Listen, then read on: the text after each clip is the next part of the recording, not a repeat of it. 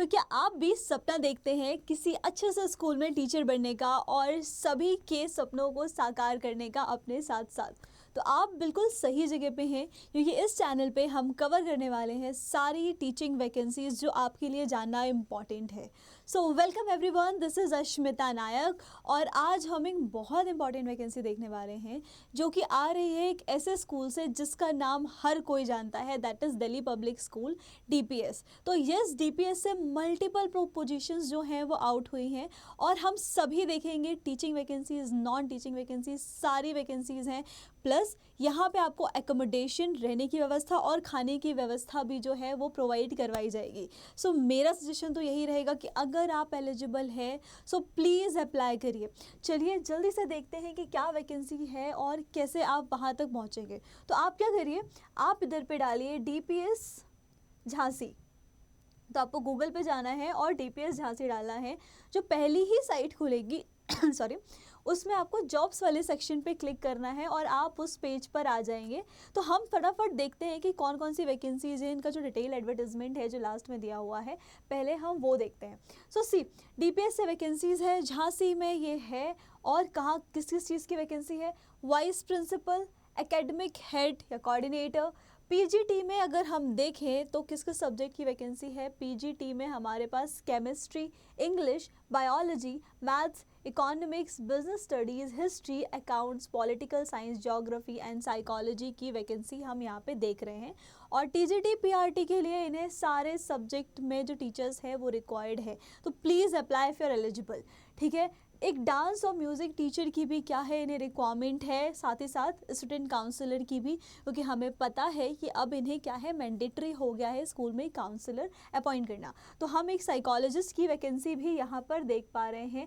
साथ ही साथ अगर हम नॉन टीचिंग वैकेंसीज देखें तो यहाँ पे एडमिन ऑफिसर, एडमिनिस्ट्रेटर की एक वैकेंसी है, admin assistant, senior accountant, hostel superintendent, girls and boys hostel warden, IT in charge, civil and electrical maintenance and एक सुपरवाइज़र की इन्हें रिक्वायरमेंट है। ठीक है। सैलरी इन्होंने बोला कि DPS की नॉर्म्स के हिसाब से होगी, जो कि अभी हम देखेंगे कि क्या है।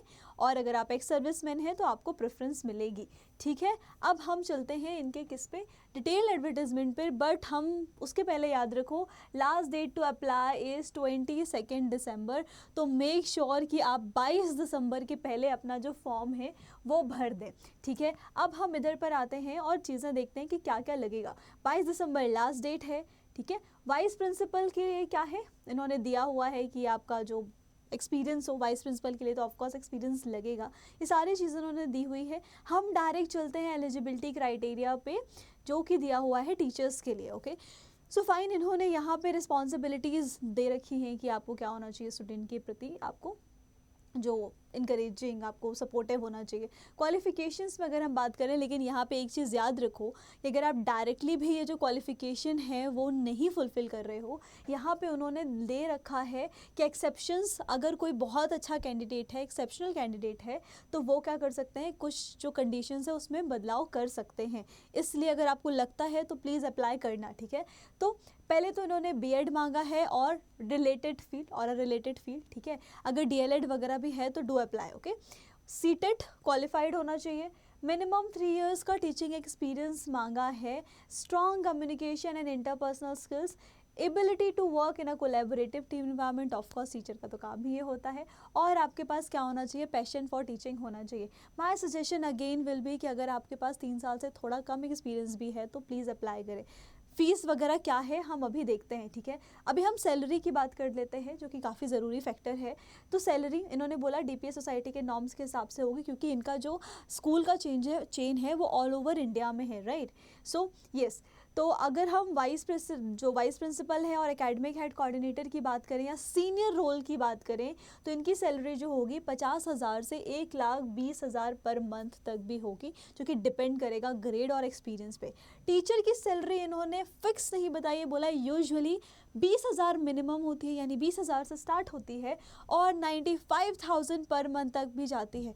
यानी अगर कोई स्टार्ट ही कर रहा है, कोई फ्रेशर है, तो वो 20,000 एक्सपेक्ट कर सकता है, लेकिन अगर आपके पास अच्छा खासा एक्सपीरियंस है तो आप 95,000 पर मंथ तक भी क्या कर सकते हो, एक्सपेक्ट कर सकते हो। तो सैलरी तो आपकी बहुत अच्छी होनी है, because DPS is a reputated school. Okay, उसके बाद नॉन टीचिंग जो वैकेंसीज़ हैं, जो अदर वैकेंसीज़ हैं, उधर पे भी आप सॉरी 20,000 से 50,000 एक्सपेक्ट कर सकते हो।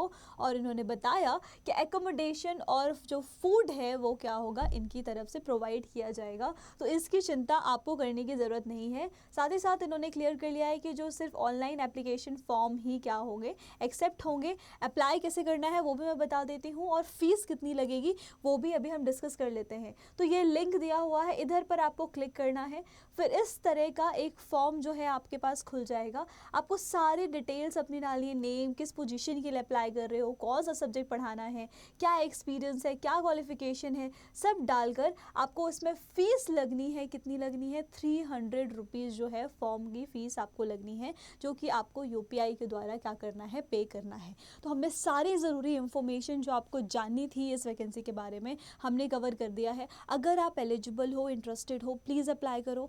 नहीं हो पा रहा है कोई बात नहीं, हम और वैकेंसीज़ भी इसी चैनल पे लेके आएंगे, तो बने रहिए एंड ऑल द बेस्ट।